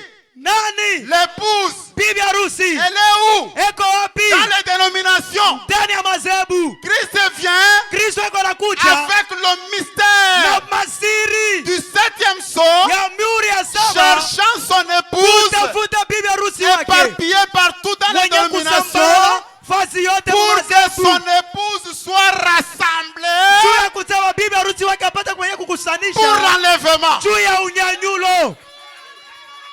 C'est ça cela, njo vile Christ de nouveau sur la terre, Kristo jipya babulongo nous ne l'attendons pas. atumuchunge, Il est déjà venu. ashakuja. Cette venue-là Ile kuja kwake sur kule la terre babulongo a déjà eu lieu. ishafanika. Peut-être ceux-là qui n'étaient pas au courant de la semaine, Saa zingine wale walikuwa mkatikati ya juma, nous sommes obligés de revoir un peu sur ça. tuko na shurutisha turudie kwa mbele Christ kidogo. est déjà sur la terre. Kristo yuko zamani babulongo. S'il est sur la terre, Kama babulongo, tous les mystères doivent être révélés. masiri yote yanapaswa kufunuliwa. Il n'y a plus de temps. Hakuna tena wakati. Parce qu'il a déjà lancé son cri comme un lion Tu rugissant. ashapika sauti yake sawa vile Il a simba. déjà donné ses mystères au prophète de Malachie 4. Ashapana zamani ile masiri ule malaika wa Il saba. dit, j'ai vu cela Anasema naona ile de mes yeux. na macho yangu. C'était dans une langue inconnue. Ilikuwa ni muruga Je yenyewe ne peux pas sijue. interpréter. Mishawezi Et c'est kuifasiria. le troisième poule. Na ni kipande cha tatu. Branham, Ndugu je Branham, te rencontrerai là, takutana na wewe kule. sous la tente. Kule Et kwema. ce sera le troisième poule. Na itakuwa ni kipande cha tatu. Tu n'en parleras à personne. Hautaisemeza kwa N'en mtu. parlez à personne. Usiseme kwa mtu Ne hata dites moja. pas ça aux gens. Ushambie bantu. Faites seulement ce qu'on fait. Fanya tu mpaka bila wako nafanya. Et le troisième poule, Na kipande c'est cha un tatu mystère que moi, Branham, je ne peux pas interpréter. ni siri ile ambapo mie Branham Cela siwezi m'a été donné kufasiria. dans une langue inconnue. Ile bari ilinipewa muruga ile sijue. Branham aussi n'a pas voulu dire ça. Ndugu Branham pia Il a alikatala reçu kusema. l'interdiction totale. Na yeye alipokea kukatazwa. L'interdiction totale. Kukataza Pour usiseme. comprendre le troisième foule, Juu ya kuelewa kipande cha il faut tatu savoir ce que Branham est en train de faire avec Jésus. inabidi kujua kile ndugu Branham yuko anafanya na Yesu. Que Dieu soit loué. Mungu apewe sifa. Peut-être il y en a qui disent, Saa zingine kuko pale wako nasema, est-ce qu'Arishakuya? est-ce qu'il est venu? Est-ce qu'Arishakuya? Est-ce que réellement il est venu? Je reprends. Narudishi. Quelle est l'attraction sur la montagne? Ni ukokoto gani kule kulukuta? Mlima. Sur la montagne. Mulima. Il dit ceci. Anasema hivi. Je prends paragraphe 146. Paragraphe ubeti yake 146. Il dit, Anasema hivi. Junior Jackson est à l'écoute. Junior Jackson eko nasikia. Vous vous souvenez du songe qu'il avait eu et que j'avais interprété? Nakumbukeni ile ndoto alipataka na kisha naifasilia. Allant vers le coucher du soleil. Kule kumkuanguka kwa jua. Et Na ceci hii c'est arrivé sur les monts Sunset. hii ilifanika kuile mulima ya Sunset. Le paix du roi dans la main. Mupanga ya ufalme mumikono. L'ouverture de la parole. Ufunuo wa neno. Le troisième poule. Kipande cha tatu. Ceci Ni c'est arrivé hii ilifanika sur le mont Sunset. kuile mulima ya Sunset.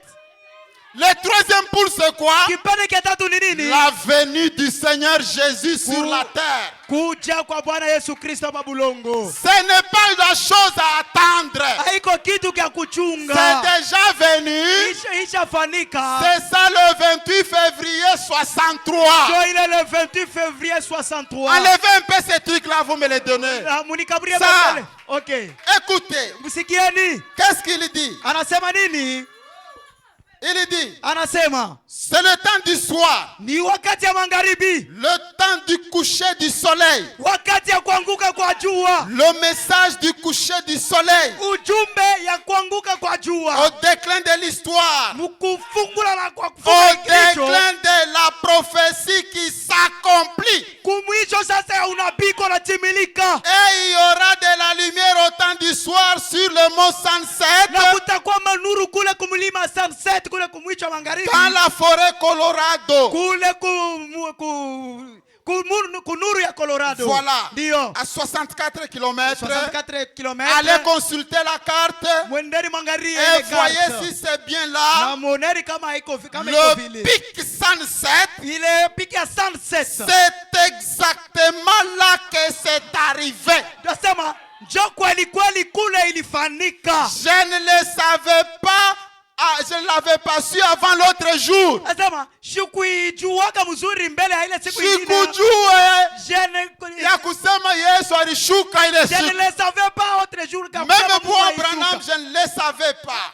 hata mimi ndugu Branham sikuijue. 151. 151. Je vais au milieu. Naenda pakatikati. Ils sont tout aussi intrigués par cet halo surnaturel. Asema yote nayo pia iko yenye kuijingisha ndani ya hii kitu. Bantu, Les gens pourquoi nangaika beko troublé les gens étaient aux triqués. États-Unis Asema mkueta kule à kwa États-Unis cause de cette nuée qui était Kwa au-dessus des États-Unis. kwa ajili ya hii wingu ilikuwa kule kwa États-Unis. Les enfants sont sortis de l'école. Batoto walitoka On kwa les a masomo. fait observer. Bane wafanya baone. Ça c'est quoi? Ini nini? Tout le monde se posait la question. Wote wanaanza kujiuliza. C'était vers 10 heures du matin. Ilikuwa ni kwenda karibu ya 10 Une nuée s'est déplacée au-dessus des États-Unis. Wingo moya hivi ilianza kuonekanika kule kwa Marekani.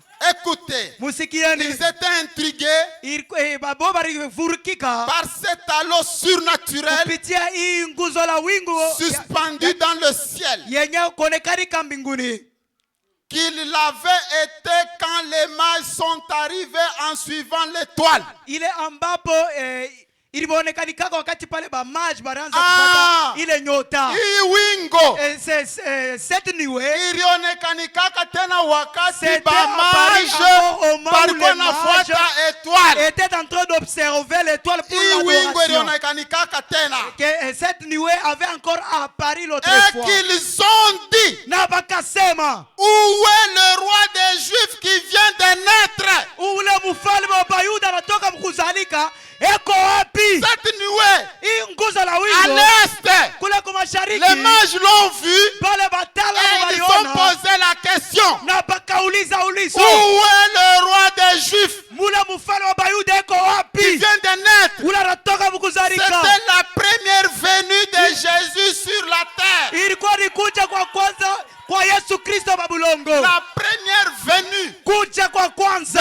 Jésus-Christ kwa Yesu Kristo dans son corps physique né de Marie. ndani ya mwili yake yakuonekanika Un mwenye petit kuzalika na bébé, Maria. un petit bébé Ule mtoto kidogo dans mchana une crèche. ndani ya kile Les mages ont suivi la nuée. Wataalamu walifuata Ils ont ile suivi niwe. l'étoile. Bakafuata Ils nyota. sont allés chercher le roi des Juifs Banaenda kutafuta mfalme wa Bayuda qui était né à l'est. ule mwenye alizalika kule kumashariki. Qu'est-ce que c'était? Ilikuwa ni nini? Qu'est-ce que c'était là à l'est? Kulikuwa ni nini kule kumashariki? C'était Dieu qui accomplissait sa parole. Ilikuwa ni Mungu Hallelujah. anatimiza neno lake.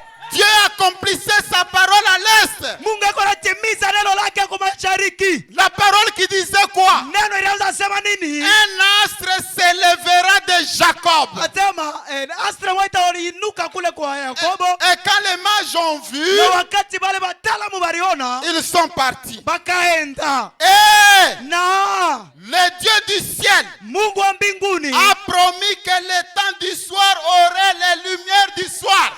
Alléluia. Haleluya. Ça se passe à l'est. Iko napiti katika kwa mashariki. Et Dieu dit Na encore, Mungu anasema tena maintenant, sasa à l'ouest, kule au temps du soir, wakati ya magharibi le temps du soir aurait aussi ses lumières. ile wakati ya mwisho na hao bado wataona hii nuru. Il y a 3 ans, Kunapita miaka 3. ce mystère Hii siri était une prophétie. ilikuwa ni unabii. Ce mystère Hii siri était une prophétie. ilikuwa ni unabii. Monsieur, quelle heure est-il? Ilikuwa ni wakati gani? Monsieur, quelle heure est-il? Mwananchi ni saa ngapi? C'est de l'histoire. Ilikuwa ni hadithi. Ce qui était prophétie, Ile yenyewe ilikuwa C'est de hadithi. l'histoire. Inakuwa ni hadithi. qu'est-ce qui est de l'histoire? Ni nini yenye kuwa La hadithi? venue de Jésus-Christ. Kuja kwa Yesu Kristo. Parce que cette nuée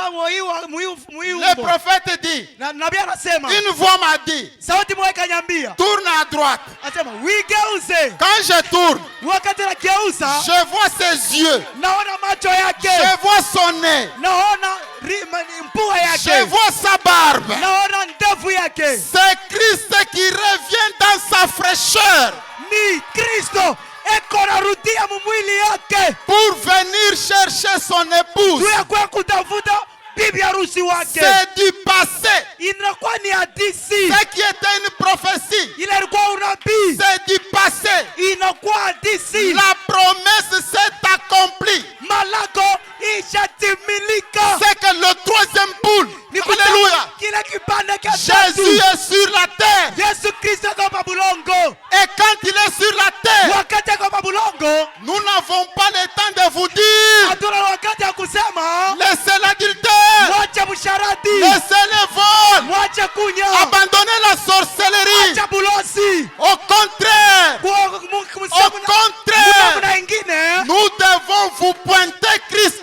tunapasha kuimishontea Kristo.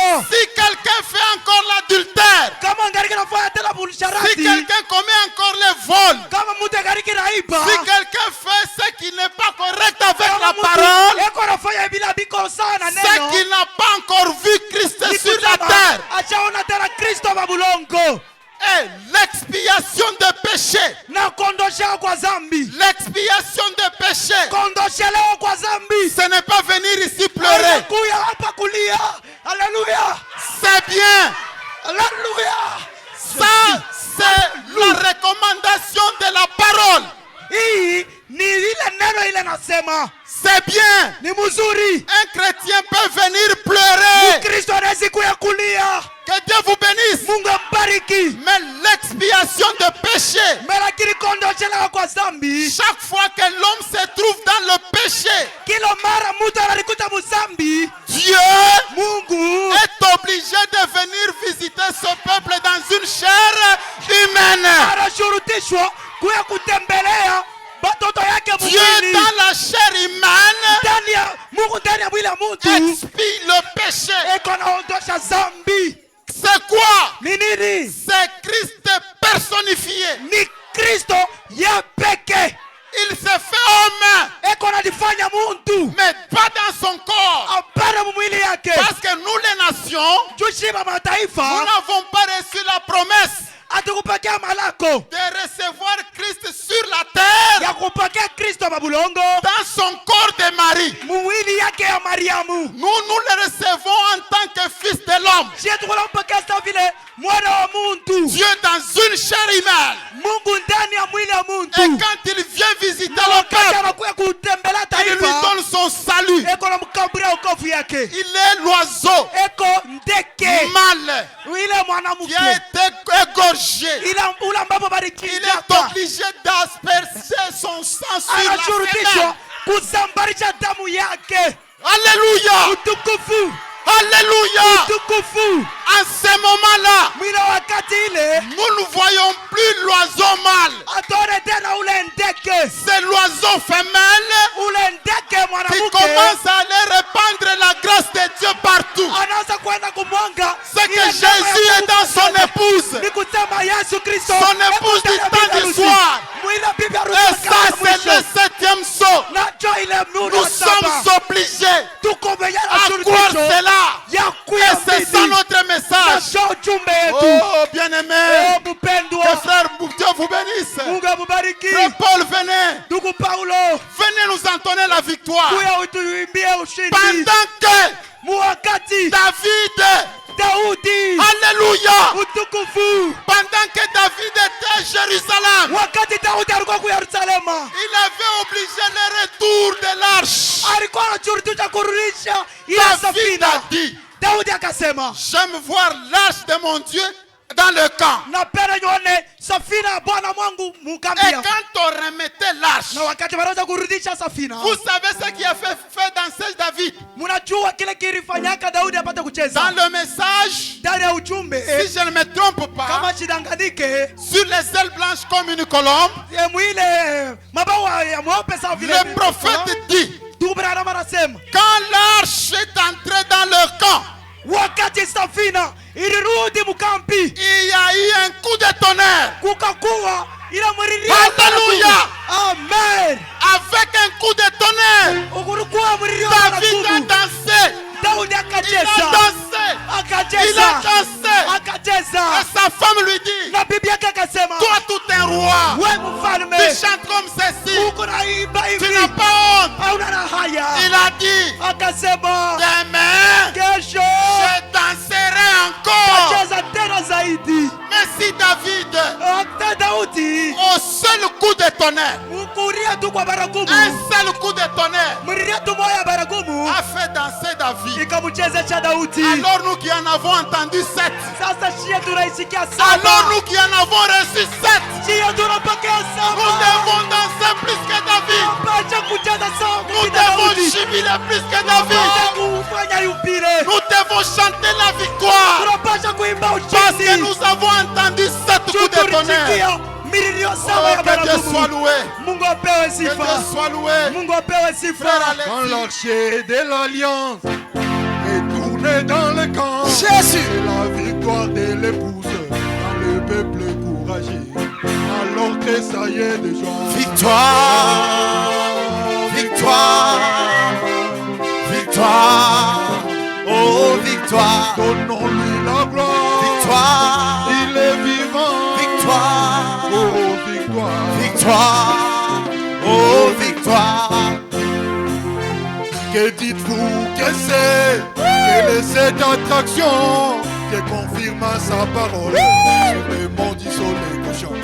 Alors que ça y est de joie. Victoire, Oh, victoire. victoire, Victoire. victoire, oh victoire, Satan est tombé. victoire, Jésus a gagné. Victoire. Oh, victoire. victoire, oh victoire.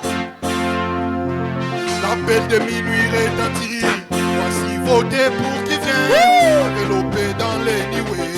Les septièmes sont révélés. Alors que ça y est de joie. Victoire, Oh, victoire. victoire, Oh, victoire. victoire, oh victoire, Donnons-lui la gloire. Victoire. Il est vivant. victoire, Oh, victoire. victoire, oh victoire. Voilà la roue dans la roue. La capsule de la visée. Et qui vient pour atterrir. Et sur le cœur d'un prophète. Alors que ça y est de joie. Victoire, Oh, victoire. victoire, Oh, victoire. victoire, oh victoire, Donnons-lui la gloire. Victoire. Il est vivant. victoire, Oh, victoire. victoire, oh victoire. Voilà les juges anglais. La perruque blanche à la tête, Les yeux comme les flammes de feu. fini l'histoire de ce monde. Alors que ça y est de joie. Victoire, Oh, victoire. victoire, Oh, victoire. victoire, oh victoire, Donnons-lui la gloire. Victoire. Il est vivant. victoire, Oh, victoire. victoire, oh victoire. Et lorsque David le vit, lui qui est un grand danseur, il avait la révélation. Il a sauté, il a crié, Alors que ça y est de joie. victoire, Oh, victoire. victoire, Oh, victoire. victoire, oh victoire, Satan est tombé. victoire, Jésus a gagné. Oh, victoire. victoire, oh victoire. Quand vous voyez la lumière de l'âge manifester devant vous, Vous avez quitté le Père, alors que ça y est de joie. Alors que ça y est de joie. victoire, Oh, victoire. victoire, Oh, victoire. victoire, oh victoire, Satan est tombé. Victoire. Jésus a vaincu. Victoire. Oh, victoire. victoire, oh victoire. C'est la pierre de la montagne qui pèse des tonnes de kilos et qui vient pour la montagne sans laisser cours Donc d'eau. il est mort, Alors que ça y est de joie. victoire, Oh, victoire. victoire, Oh, victoire. victoire, oh victoire, Donnons-lui la gloire.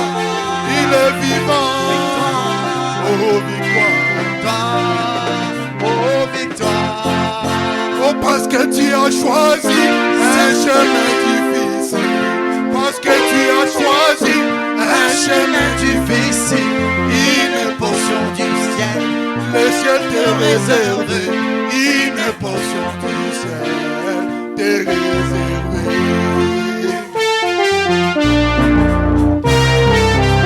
Je crois la commission.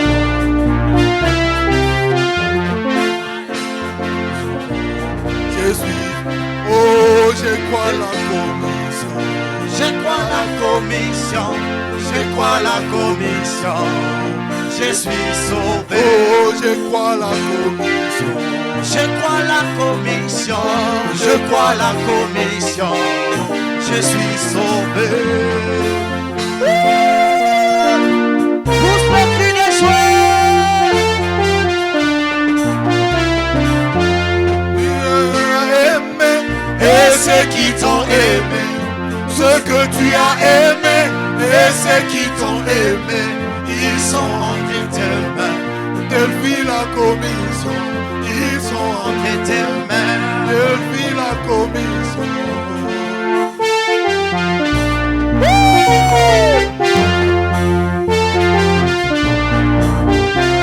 Oh, je crois la commission. Je crois la commission, je crois la commission. Je suis sauvé. Oh, je crois la commission. Je crois la commission. Je crois la commission. Je suis sauvé.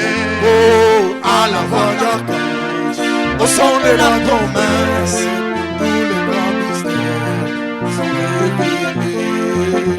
à la voix d'archange, au son de la promesse, Jésus est venu sur le lit. Oh, Je suis sauvé.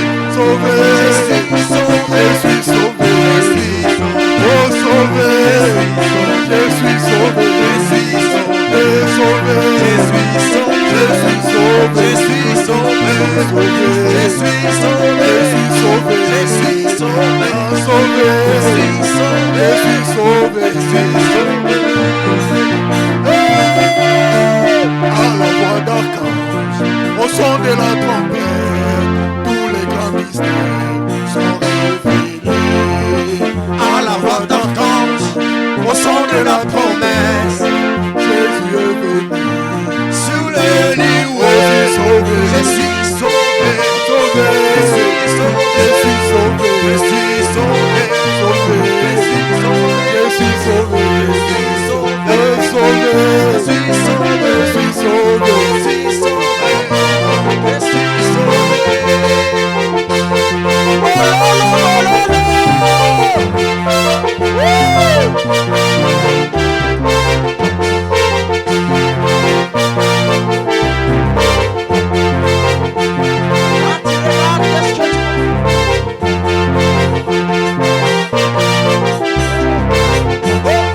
Quand tu regardes, qu'est-ce que tu vois? Quand tu regardes, qu'est-ce que tu vois?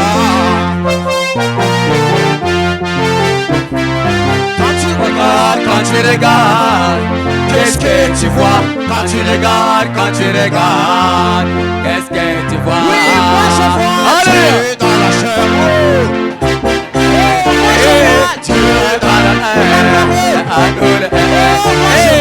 Dieu dans la chair, la parole est gardée. Allez, moi je vois. Dieu dans la chair, la parole. Allez, moi je vois. Dieu dans la chair, la parole est gardée. Moi je vois. Dieu dans la chair, la parole est gardée. Dieu dans la chair, la parole est gardée. Allez, moi je vois. Dieu dans la chair, la parole. Allez, moi je vois. Dieu dans la chair, moi je vois. Moi je vois. Merci Jésus. Aou. Alléluia. Merci. Gloire à Dieu. Amen, amen, amen. Acclamons pour le Seigneur. Acclamons.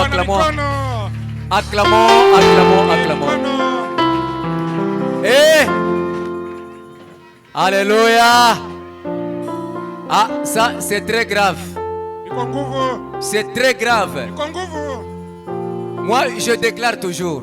Et ce que je déclare, ça fait mal. Moi, je te dis ceci, hein. Celui qui ne croit pas ces choses, il n'a pas le Saint-Esprit. Et je te dis encore ceci.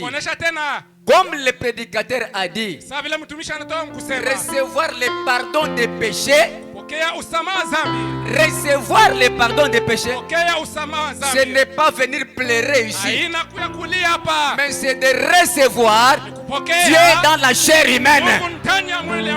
C'est ça l'expiation. Dieu dans la chair humaine pardonne les péchés. Celui qui croit ce message, il a vu son nom dans le livre de vie de l'agneau. Celui qui ne ressent pas la joie maintenant, il n'a pas la joie du salut. Mettez-vous debout.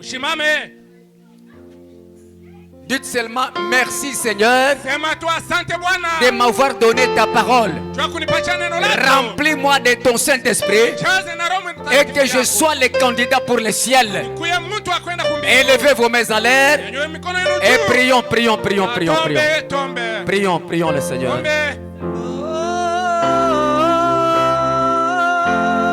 Gloire à Dieu. Gloire à Dieu. Merci Jésus-Christ. Alléluia.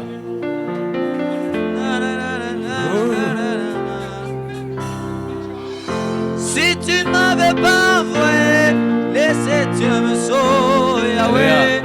Et que serais-je devenu si le message de l'heure n'était pas venu? Oh, oh oui, moi, que serais-je devenu? Yahweh, sans toi, je ne suis rien. Sans toi, ferai-je sans toi? Sans toi, que ferais-je sans toi? Sans toi, que ferais-je sans toi? Sans ce message, oh, que ferais-je sans toi? Sans cette parole, sans toi, que ferais-je sans toi? Sans toi, si le septième son n'était pas ouvert, oh, que serais-je devenu si tu ne l'avais pas révélé à William Branham? Que serais-je devenu, Yahweh? Que ferais-je sans toi? Sans toi, que ferais-je sans toi? Et sans toi, que ferais-je sans toi? Sans toi, que ferais-je sans toi, Seigneur? Sans toi, que ferais-je sans toi, Yahweh? Sans toi, que ferais-je? Merci, merci, merci, merci. Merci. Placez vos mains sur les cœurs. Mon cœur affranchi du monde. Allez-y. Merci Jésus. Mon cœur affranchi du monde et ses chars. Maintenant parler sans libérer de paix au pied de la croix, mon cœur s'incline là. Le sang précieux de Jésus remplit blanc que neige. Oh, je l'aime. Oh, je l'aime, car il m'aime le premier.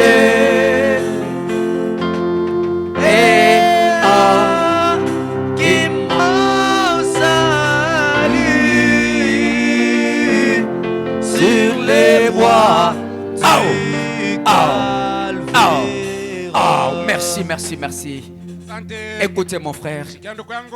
écoutez ma soeur. Sikia dada yangu. Avant que je ne prie, Mbele ya mikomba. je te dis ceci. Nakuonesha hivi. Ça ne m'engage que moi-même. Ile inanyona mi peke. Et je suis convaincu de ce que je dis. Naamini ya kwamba kile niko nasema. Le 7e saut, Uri ya 7. c'est la venue de Jésus sur la terre Kuja Yesu Kristo pa dunia. pour chercher son épouse. Kutafuta bibi harusi. Il le cherche par le message du temps de la fin. Tafuta kupitia ujumbe wa Et c'est ça le son de la trompette qui a déjà sonné. mulilio ya baragumu. C'est lui qui n'a pas écouté le son de la trompette, Wala shikushikie mulilio ya baragumu. qui est ce message. Yoko hii ujumbe. Il n'est pas l'épouse. Ana bibi harusi.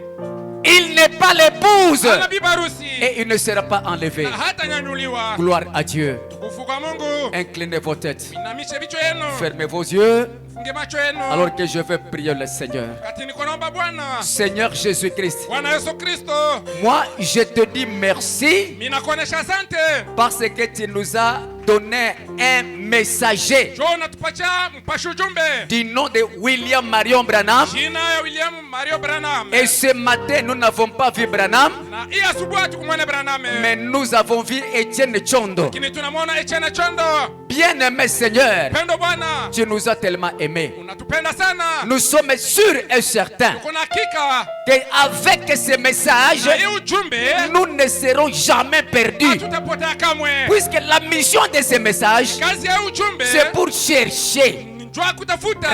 rassembler, Kusanisha. donner le Saint-Esprit Kupatia Roho pour que Mtakatifu. l'esprit, pour que l'épouse puisse aller au ciel. Njoo bibi harusi aende mbinguni. Et je sais que tout celui qui a écouté la parole, Jua ya kwamba ule wote alishika ujumbe. il est heureux ce matin. Eko wa heri ya asubuhi. Comme Seigneur, tu as dit à Na Pierre, vile ulimwonesha Petro. que Simon Pierre, Simon tu Petro. es heureux. Oko wa heri. Ce ne sont pas la chair et le sang qui t'ont révélé, mais c'est mon Père qui est dans les cieux.